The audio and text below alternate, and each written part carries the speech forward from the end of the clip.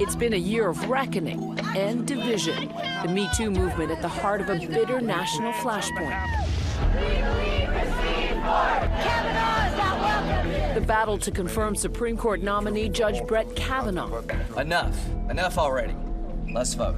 Dr. Christine Blasey Ford coming forward with accusations of sexual assault when they were both in high school. I was pushed onto the bed, and Brett got on top of me. Her gripping testimony in stark contrast to his equally gripping denial. I've never sexually assaulted anyone, not in high school, not in college, not ever. He was narrowly confirmed to the nation's highest court, but it did nothing to heal the national divide.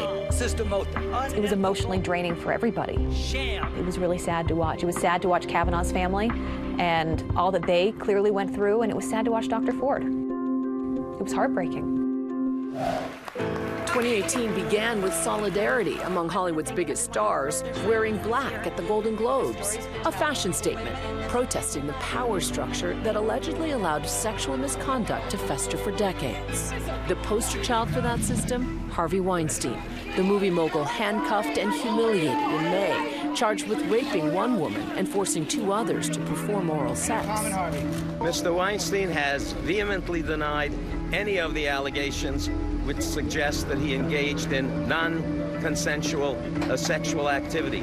But the legal case against Me Too's biggest exemplar later faltering, prosecutors dropping one of the assault charges, but a judge rejecting Weinstein's attempt to dismiss the others. If he's not convicted in a court of law, what happens to Harvey Weinstein? My hope is that he's convicted in the court of public opinion.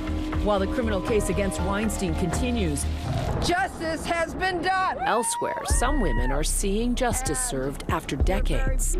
Bill Cosby, once beloved as America's dad, now disgraced. Icon Bill Cosby is now a convicted sex offender. His sentence, 3 to 10 years in prison after being convicted of sexually assaulting Andrea Constand in 2004.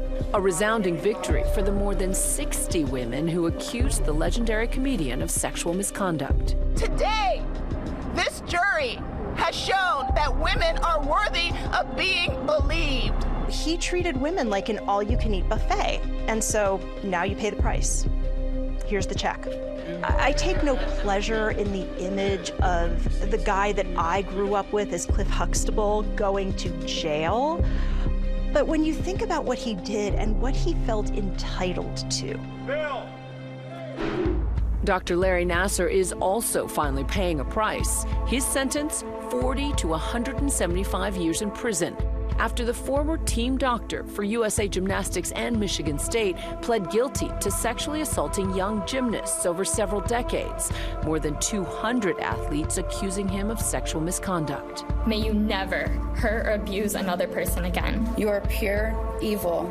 I can't even put into words how much I hate you. Institutions being held accountable. USA Gymnastics recently filed for bankruptcy, and Michigan State paid $500 million to settle lawsuits brought by the victims.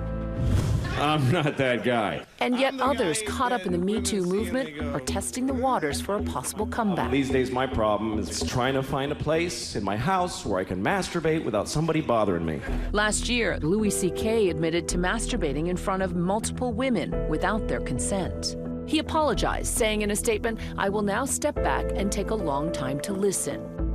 But less than a year later, he shocked an audience at the Comedy Cellar in Manhattan, sparking some women to protest outside. It isn't fun to have to not enjoy his comedy anymore, but I can name things that are a lot less fun, and that happened a lot because of him. A lot of people say, well, you know, he deserves a chance to redeem himself.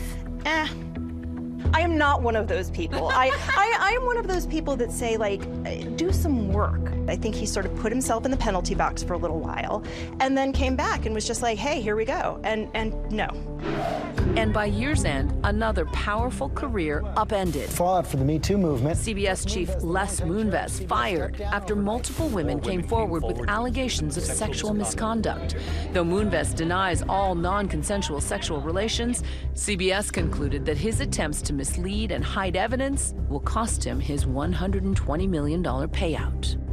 All these guys that were in these positions of power, who were just untouchable, are now Oh my God, getting served on a platter. Hi everyone, George Stephanopoulos here. Thanks for checking out the ABC News YouTube channel. If you'd like to get more videos, show highlights, and watch live event coverage, click on the right over here to subscribe to our channel, and don't forget to download the ABC News app for breaking news alerts. Thanks for watching.